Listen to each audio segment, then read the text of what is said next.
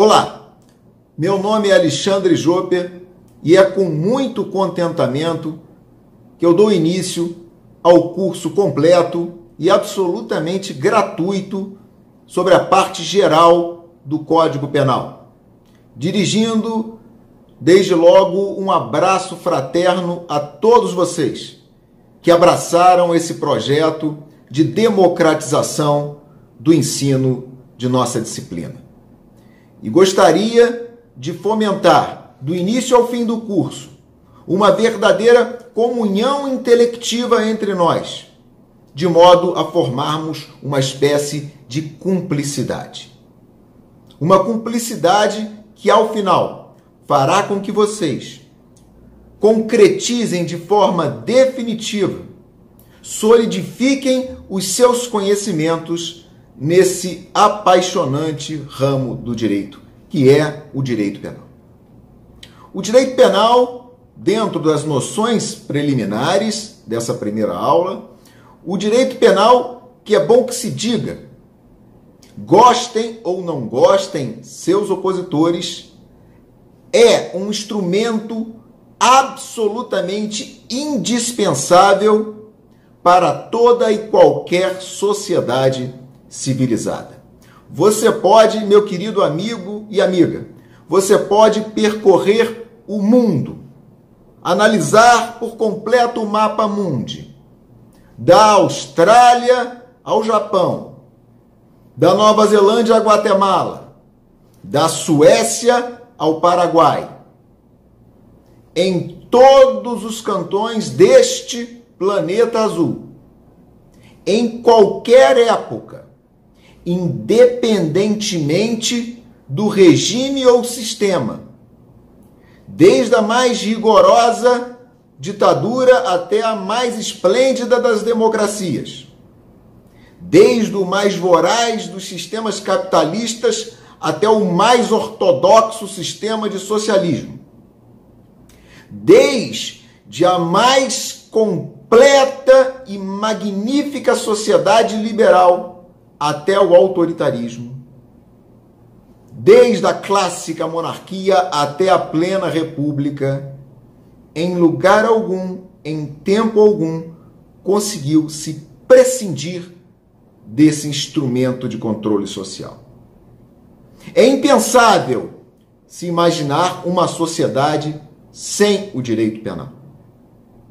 Seria uma verdadeira ingenuidade acreditar que pudéssemos, ao menos nesse plano terreno, nessa dimensão mundana, que pudéssemos experimentar uma sociedade apenas de amor, onde apenas valeriam a fraternidade, a educação, a cordialidade, a bondade e o respeito. Esse mundo utópico talvez só existiu na sonhadora mente do cantor John Lennon, na sua eternizada canção Imagine, mas que acabou John Lennon se encontrando em 1980 com o mundo real ao ser cruelmente assassinado em uma das ruas de Nova York. Nós bem sabemos que esse mundo idealizado por John Lennon não é o mundo humano, não é o mundo palpável, não é o mundo verossímil, porque nunca vivemos, nem com razoáveis razões somos levados a crer que um dia viveremos uma sociedade que experienciará uma pacificação social generalizada. Isso realmente não ocorrerá.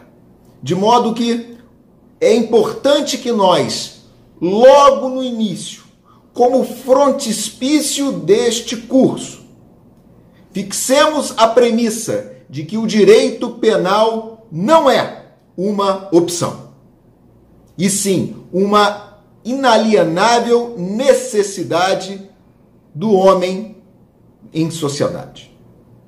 E eu digo isso por uma razão extremamente simplória. Desde os primórdios, desde os primeiros tempos em que o homem decidiu agrupar-se, viver em sociedade, percebeu a necessidade de regulamentar essa vida. Sem essa regulamentação, seria inviável o aparecimento das pequenas comunidades, mais tarde das cidades, dos países, das nações, enfim, do mundo em que conhecemos hoje. Esse regramento fez com que o homem percebesse, desde logo, de que não era livre para fazer o que bem entendesse, pois deveria levar sua vida sob a batuta de um conjunto de normas de conduta, que hoje chamamos de direito positivo. E é onde se demarca o que é permitido e o que é proibido, em que se delimita o lícito do ilícito. Evidentemente que esse conjunto de normas, hoje apelidado de direito positivo, ele tem um objetivo primordial, que é de proteger determinados bens.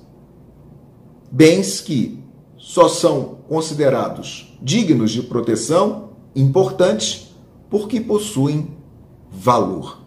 E justamente por possuírem valor, são rotineiramente objetos de ataques. De modo que nós temos incontáveis bens tutelados pelo direito. Podemos exemplificar aqui, desde a vida, o patrimônio, a incolumidade pública, a saúde pública, a liberdade, a dignidade sexual, entre tantos. Por isso, uma vez tutelados, são chamados de bens jurídicos. Bens jurídicos eleitos pelo legislador. Eu não sei quanto a vocês, mas eu sempre preferi imaginar um legislador num âmbito, digamos, metafórico.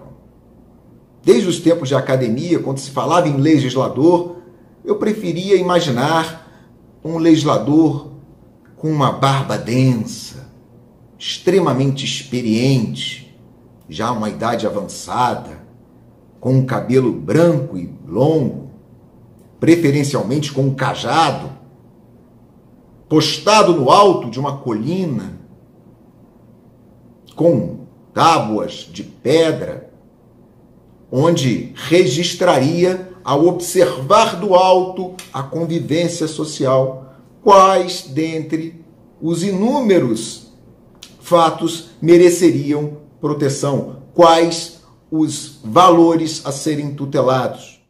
De qualquer forma, voltando aqui ao tema do legislador, esse legislador, então, elenca diversos bens jurídicos a serem tutelados. Ora, as pessoas, evidentemente, na sua maioria das vezes, observam esses comandos de conduta. Cumprem os comandos cogentes. Mas não raro acontece de alguns indivíduos desviarem-se desses mandamentos. E ao desviarem-se desses mandamentos, atacam o bem jurídico por elas tutelado. Surge então o chamado ilícito jurídico.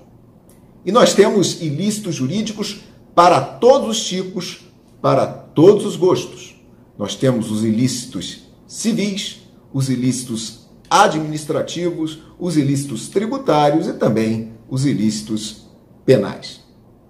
Obviamente que com a prática de um ilícito, o ordenamento jurídico tem que responder.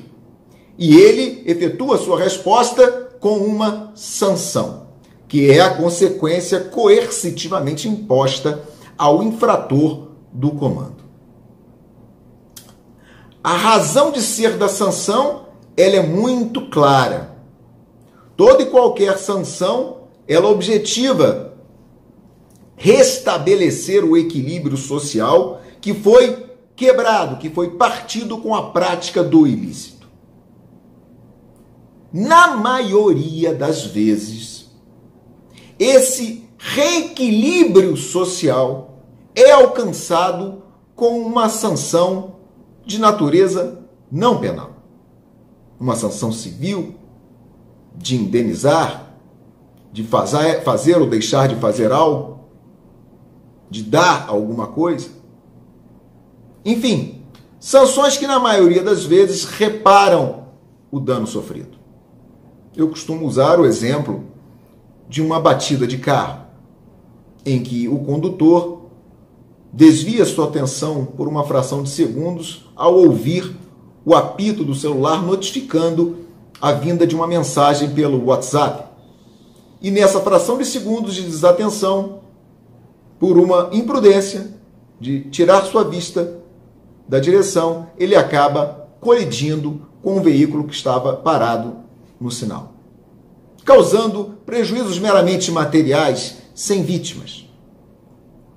Ora, nós temos, inequivocamente, um ilícito jurídico. E nós temos que ter uma sanção que repare o dano e resgate o equilíbrio social quebrado por aquela imprudência. Nesse caso específico, como o dano culposo, afora a legislação criminal militar, o dano culposo não é um ilícito penal, o equilíbrio social é alcançado tranquilamente com uma sanção de natureza civil, ou seja, com uma indenização, seja para cobrir os danos materiais, para recompor aquele veículo ao estado em que se encontrava antes da colisão, seja para os eventuais danos morais experimentados pelo prejudicado pela batida, pelo tempo que ficará sem o automóvel durante o conserto.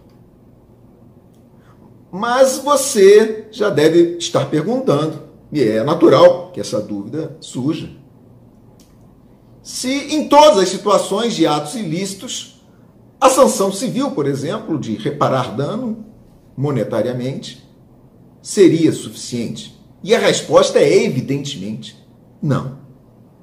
Existem bens jurídicos de maior ou menor gravidade.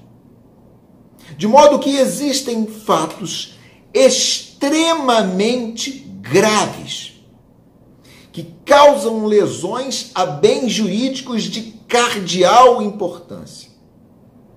De modo que a sanção civil, ou administrativa, ou tributária, se mostrariam insuficientes ao restabelecimento do equilíbrio social.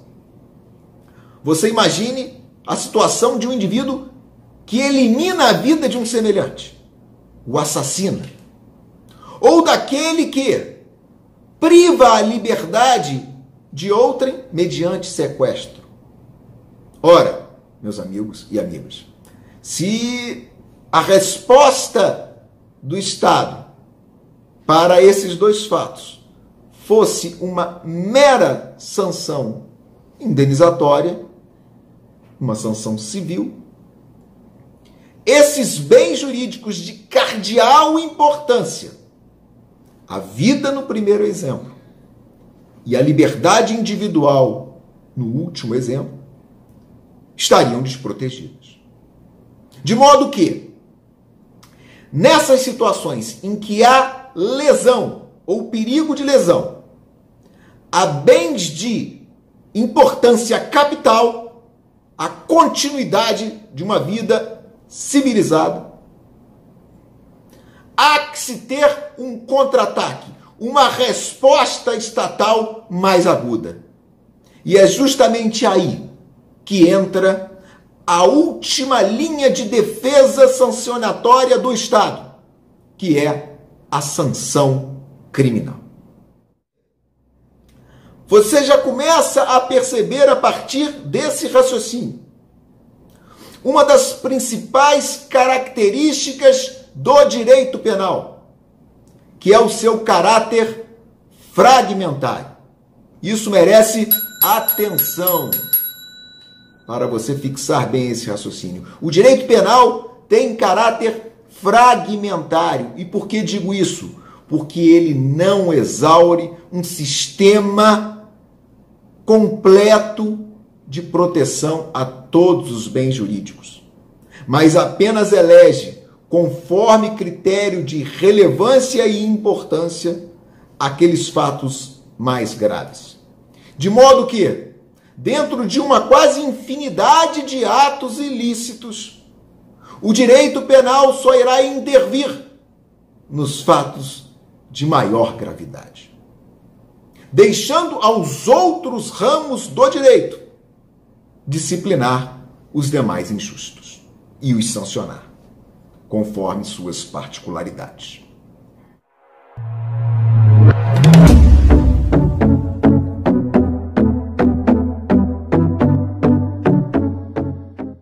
Nessa segunda etapa da aula, procuraremos estabelecer uma unificação na denominação de nossa disciplina. Bem sabemos que as expressões direito criminal e direito penal são usadas de forma aleatória pela doutrina. E, de fato, não há qualquer importância de se eleger uma ou outra. Ambas podem ser empregadas. No entanto, por uma questão apenas de uniformidade ao longo do curso, eu tenho que escolher uma dentre ambas. E penso que a expressão direito penal é a mais adequada. Seja porque ela espelha melhor a disciplina porque se refere à pena. E nós vimos, há minutos atrás, que o grande elemento diferenciador do direito penal para os demais ramos é justamente essa consequência sancionatória mais severa, que é a pena. De outro giro, a expressão direito penal também está melhor coadunada com nossa tradição legislativa, já que foi a expressão eleita a partir do Código Penal de 1890, seguindo a consolidação das leis penais em 1932 e também do nosso atual Código Penal, que é de 1940. A nossa Constituição Federal, por sua vez, no seu artigo 22, seguindo orientações da legislação espanhola, do direito italiano e do direito francês, nossa Constituição também adotou a expressão direito penal. E qual seria o conceito de direito penal? Evidentemente, não podemos perder muito tempo aqui, mas somos obrigados a imaginar que quando se fala em direito penal, logo vem à mente o fato criminoso, em primeiro lugar. Em seguida, se imagina o responsável por aquele fato, o delinquente. E no meio disso, se vislumbra a resposta a ele reservada por sua conduta. Ou seja, a sanção criminal, que, como veremos, possui duas espécies: pena de um lado, medida de segurança de outro. São inúmeras as denominações e os conceitos propostos pela doutrina. Como só convém eleger um, eu prefiro mesclar as ideias conceituais de dois autores, o Franz von Liszt e o José Frederico Marx, fazendo uma fusão dos conceitos por eles propostos. Nós podemos definir o direito penal como um conjunto de prescrições emanadas do Estado que ligam o crime como fato à pena como consequência, disciplinando todas as relações daí derivadas. Curto, porém extremamente eficiente e didático. Outra questão, não menos importante, é definirmos a natureza jurídica do direito penal. Aliás, não tem coisa mais desconcertante com um participante de concurso público que, de forma incidental, no meio de diversas questões, alguém perguntar qual a natureza jurídica do direito penal. Isso, de forma incidental, pode gerar um curto-circuito na resposta do candidato. Mas a solução é extremamente simples, partindo do pressuposto de que a natureza jurídica sempre está relacionada à ligação de algo com um tronco comum. De forma que, se você respondesse que o direito penal é ramo do ordenamento jurídico, você não estaria de todo errado. Mas nós temos que avançar para sermos mais completos. O direito penal, ele atende o interesse da coletividade. O direito penal é composto por comandos imperativos, cogentes, que devem ser observados por todos nós. Por esta razão, o correto é afirmar-se, quanto à natureza jurídica, que o direito penal pertence ao direito público, ou seja, é ramo do direito público. E para ser mais específico, como o direito penal de cada país é elaborado para vigorar dentro dos limites territoriais daquele país, mesmo considerando as excepcionais situações de incidência da lei penal no exterior, o direito penal é ramo do direito público interno. Isso porque, mesmo nas hipóteses em que a lei prevê normas de extraterritorialidade da lei penal, essas normas só vinculam o país que as elabora e só vão repercutir no exterior por força de tratados e acordos internacionais. Vencida essa etapa, nós passamos à análise de algumas diferenciações importantes dentro das noções introdutórias. E a primeira delas diz respeito à diferença e os conceitos de direito penal objetivo e direito penal subjetivo. Bem, o direito penal objetivo corresponde ao próprio ordenamento jurídico penal, ou seja, aquele conjunto de prescrições estatais que ligam o crime como fato, a pena como consequência, regulando todas as relações daí derivadas. Corresponde àquela nossa definição. Em outras palavras, o direito penal objetivo é o ordenamento jurídico. E o direito penal subjetivo? O direito penal subjetivo corresponde ao direito de punir, que é, desde a abolição da vingança privada, titularizado pelo Estado. Cabe ao poder estatal o ius puniendi.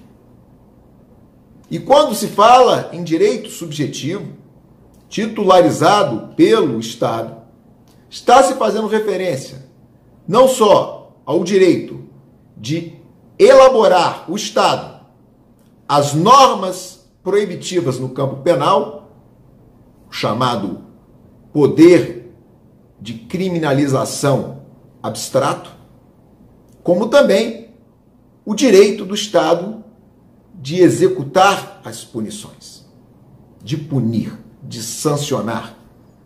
É o chamado poder de criminalização executória. Esse poder, como já dito, é titularizado, o ius puniendi é titularizado quase de forma absoluta pelo Estado. Notem que eu falei de forma quase absoluta, para que você não seja traído pela única exceção que encontramos em nosso ordenamento jurídico, ou seja, uma única situação em que a própria lei autoriza que não seja o Estado a executar a sanção penal. Não seja o Estado o legítimo titular do direito de punir no campo penal. E essa exceção, ela é encontrada no Estatuto do Índio, precisamente em seu artigo 57, cuja leitura eu promoverei aos senhores. A Lei 6.001 de 1973, Estatuto do Índio, em seu artigo 57, diz: será tolerada a aplicação pelos grupos tribais, de acordo com as instituições próprias, de sanções penais ou disciplinares contra seus membros, desde que não revistam caráter cruel ou infamante, proibida em qualquer caso a pena de morte. Vejam os senhores que o artigo 57 do Estatuto do Índio permite às comunidades indígenas aplicarem as sanções que julgarem convenientes no campo penal aos seus membros. Há autores, como é o caso de Luiz Flávio Gomes, que também propõem uma segunda exceção, que é concernente ao chamado Tribunal Penal Internacional, criado por força do Estatuto de Roma, e que tem jurisdição para processar e punir criminosos praticantes de delitos de alta gravidade e de repercussão internacional. Eu sou adepto à orientação de pensamento que discorda dessa segunda exceção, que não considera o Tribunal Penal Internacional como uma segunda exceção à regra de que a titularidade do ius puniendi é do Estado brasileiro. E tenho essa linha de pensamento pelo simples motivo de que é o próprio Estatuto de Roma, em seu artigo 1º, que confere ao Tribunal Penal Internacional um caráter apenas de subsidiariedade, de atuação complementar, justificável apenas quando o Estado se mostrar ou ineficiente ou absolutamente desinteressado na persecução daquele delito de repercussão internacional.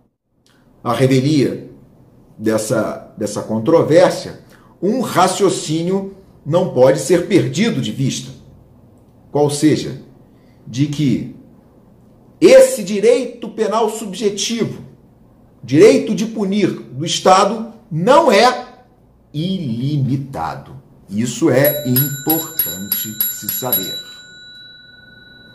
E por que ele não é ilimitado? Porque simplesmente o Estado não pode punir todo e qualquer fato ao seu livre albedrio.